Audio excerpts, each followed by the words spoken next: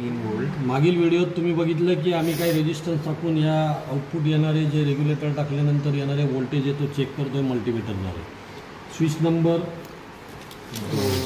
2 switch number 2 वर आम्ही 330 ohm टाकलेलं आहे रेजिस्टन्स, तर त्याचं व्होल्टेज आलं आहे 3 वोल्ट।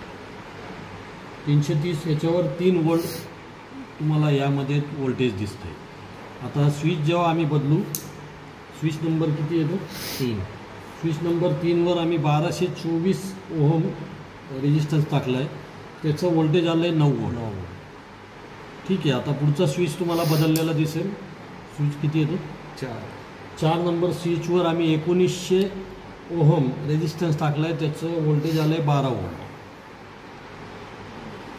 धन्यवाद। मी नितीन रानडे, पुणे सेट इन्स्टिट्यूटमधनं इलेक्ट्रॉनिकमधले गुरु अनुज सर। आमच्यानुसार व्हिडिओ कायटीसी वगैरे काय तुम्ही म्हणता त्यासाठी हे तुम्हाला यूट्यूबवर व्हिडिओ बघायला मिळेल। ज्यांना माहिती किंवा टेक्निकलमध्ये आवड आहे त्यांनी जरूर बघावे।